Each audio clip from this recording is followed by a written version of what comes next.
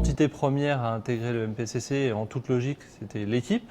Mais immédiatement, on a souhaité, nous, en tant que sponsor, et notre place, elle nous paraît importante. Parce que nous, on engage, au-delà de la vie d'une équipe, on engage une société dans l'image qui transparaît au travers du vélo. On était à l'initiative du mouvement des sponsors, donc on est content que ce mouvement existe. On aimerait qu'il soit encore plus important et que tous les sponsors, qu'ils soient d'équipes, mais aussi d'événements, rejoignent ce mouvement. Dans les équipes, globalement, c'est assez suivi. C'est peut-être un peu moins le cas côté organisateur, sponsor d'événements. Mais voilà, le combat continue. Si on peut appeler ça un combat, mais en tout cas, le sujet perdure et on a envie qu'il se développe.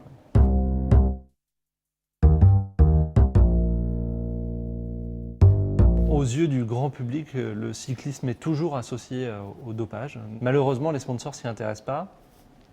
Et c'est vrai qu'une partie de l'explication, elle est liée au fait que dans l'imaginaire des gens, dans l'image qu'ont les gens du cyclisme, il est toujours associé au dopage parce que le cyclisme est un sport très difficile et que le Français pense qu'on ne peut pas faire le Tour de France sans recourir à des moyens illégaux.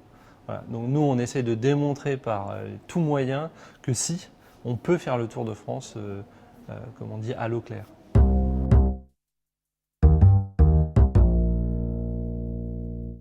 On est engagé, après on personnalise cet engagement en fonction des enjeux du sport et puis du rôle aussi. On n'a pas le même rôle auprès d'une équipe cycliste dont on est propriétaire que par exemple de la Ligue de football professionnel dont on est un sponsor plus classique, mais il n'empêche qu'on attend de la Ligue aussi une exemplarité, puisque on s'associe à eux, on souhaite bénéficier de l'image du football renvoyée par la Ligue, donc elle se doit d'être exemplaire également. Mais le rôle n'est quand même pas tout à fait le même.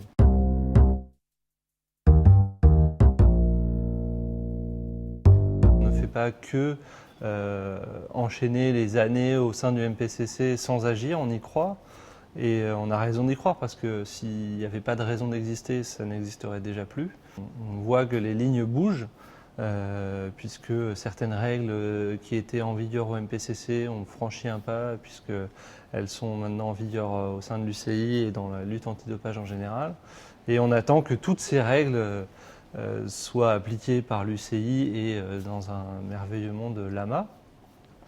Et ce jour-là, peut-être, il n'y aura plus de raison d'exister du MPCC, mais la raison du MPCC, c'est d'être en avance sur son temps, d'avoir un coup d'avance. Et en ça, nous, on est fidèles et on souhaite toujours accompagner ce mouvement-là.